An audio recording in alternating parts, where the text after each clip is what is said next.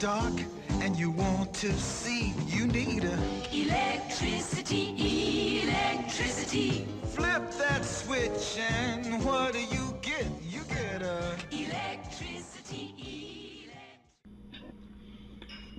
electricity. People have been using my invention since 1879. Hi, I'm Thomas Edison, but you can call me Jack.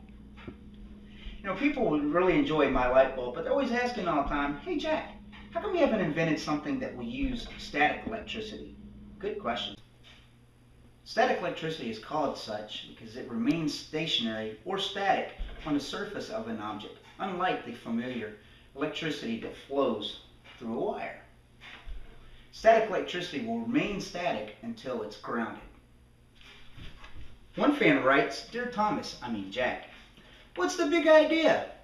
When I wear my favorite wool sweater to parties, all the balloons tend to cling to me. Could you please explain this to me, why this happens? Signed, Clingy in Hampton. Yikes! First of all, start with a new conditioner, girlfriend. Well, especially during winter, wool creates negative electrons. So when you put the sweater on, you now have negative electrons all over you. Balloons, on the other hand, are considered a neutral object. So when you walk into the room, much like a magnet, the negative electrons are attracted, making you life of the party. Speaking of parties, I have the same problem when I'm hosting parties for my animal friends. So let's talk about the balloon once again. Now, as we mentioned before, the balloon was considered a neutral object. But we're going to go one step further with this and stuff. We put some Rice Krispies in the bottom of this to make a demonstration. Now, like we said before, wool will create negative electrons, and once you put the wool on, now you have negative electrons on you. So we're going to just take a little piece of wool right here. We're going to rub it on the balloon. Right? We're currently right now making this balloon. We're charging it with negative electrons, and you can see some of the Rice Krispies are all jumping around and stuff because they're considered a neutral. And the wool, like I said, is making the balloon negative electrons. And the Rice Krispies just don't know what's going on and stuff. So, look what we have. We now have a balloon with negative electrons. The Rice Krispies were neutral. Now they are getting charged. This is static electricity. And we said this before, now that static electricity will remain until it's grounded. So what do I mean by grounded? Now, as I said, you have negative electrons. The balloon and the Rice Krispies have negative electrons. Remember when we mentioned the magnets, how we said that the neutral and the negative were attracting each other? Look what happens now as I run my finger across the balloon. Remember I said that I was negative, the Rice Krispies are negative?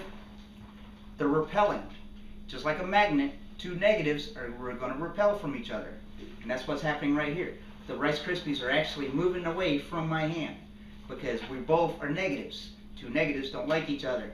They got to get away. So here's a question for you. How come static electricity is more common in the wintertime than in the summertime? And here's something else. Why is it that my sandwich will stay nice and fresh on this glass plate using cling wrap and not on this paper plate?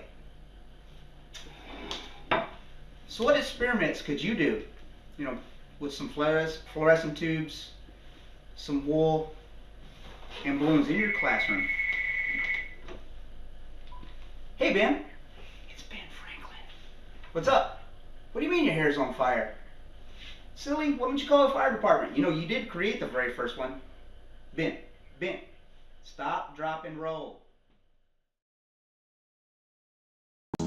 when you're in the dark and you want to see, you need a electricity, electricity. Flip that switch and what do you get? You get a Electricity, electricity. Every room can now be lit with just a Electricity, electricity.